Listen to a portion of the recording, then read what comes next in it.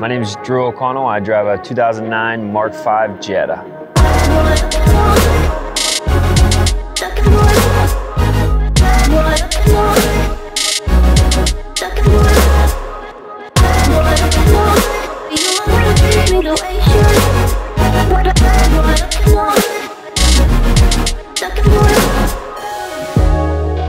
So I'm going on my third year with her.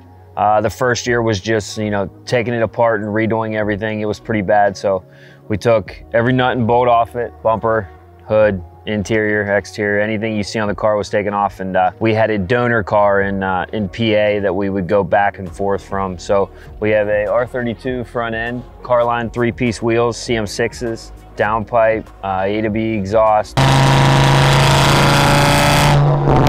intake from ECS Tuning, the grill, the R32 grills from ECS Tuning, Corbu racing seats, shaved rear, shaved trunk, shaved front end, and the whole body has been resprayed, and it's on airlift struts.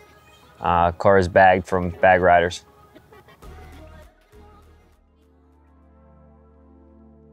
I was driving a red Mark 5 before this one, and it's kind of a body style that people shy away from. They can be done right if you put some time into them and some love.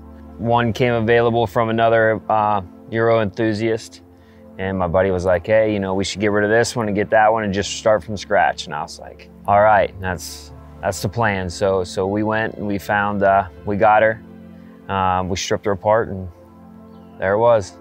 When it comes to Mark 5s, it's all about rearranging front ends, shaving a little bit here, shaving a little bit there, to make them just a little bit different than all the other ones. And that 2.5 motor is just, it's bulletproof. So that's why we went with 2.5. I had the 2.0T before this, and I had, problem after problem. We were chasing, oil leaks and burning oil and turbos and timing chains, and I was like, I'm over it. I'm going with the 2.5. I go to shows, I put a lawn chair down, I talk to my friends, and I hang out. So that's why we went this platform. I've been asked that question before, why do they call it stance? Why the stance scene? Why do I like it so much?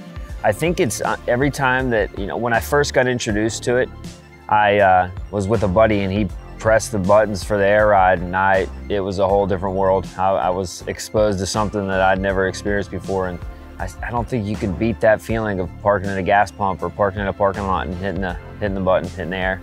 This year I got to do Helen for the first time, which is amazing. And then I got the Mutts Nuts sticker to make the top 75, the big show on Saturday, which was amazing. But mostly Dubs at the Gap, Dubs at the Lake, any type of Euro show. Euro Tripper puts on a great show.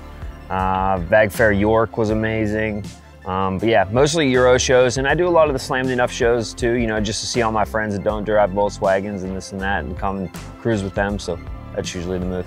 Future plans show season. So we left the bay completely, ready to shave and new motor drop whenever this 2.5 finally lets go. So, probably throw an R motor in it eventually and shave the bay. But for right now, she gets me to point A and point B, and I get to hang out with my friends, and she's running strong. So for right now, she's doing well. But eventually, whenever that wants to let go, we'll throw an R motor in and start shaving and start going back at her again.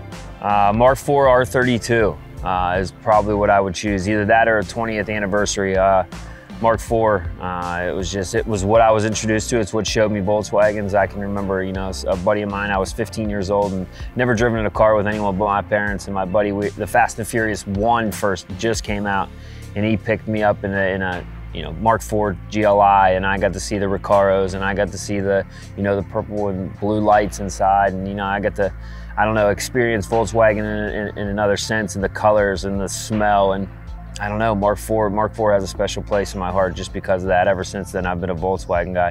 But if I had a Mark 4 R32, I'd probably just put, 3-piece wheels, some air, and probably put it away just so it could, just be shown and enjoyed. And yeah, personal journey. It's actually, I'm in recovery from drugs and alcohol for about 4.5, going on 5 years now. Something about Volkswagens keeps me sober. I don't know how to explain it. It's the people, it's the car, it's the, you get down, something starts happening, life starts taking turns.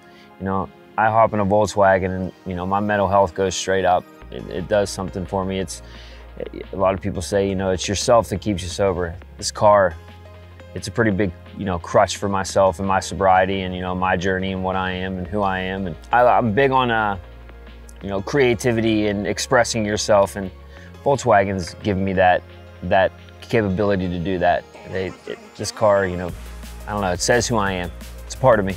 I'll never be able to explain what the car scene has given me, whether, you know, whether it come from friends or adventures or, you know, peace of mind or, you know, seeing a sunrise or seeing a sunset. And it's given me photography, you know. One day I was sitting there and I was looking at my Volkswagen, and I would always call friends to go take pictures and this and that. And they, you know, they kept saying, you know, just pick one up. And, you know, so I picked one up one day, and that is all because, you know, I'm in the car scene, and you know, I am a Euro nut, as they say. So yeah, cars has always given me more. It's not just a car. It's not just a car to me. It's a way of life. It's my dream. It's my dream build.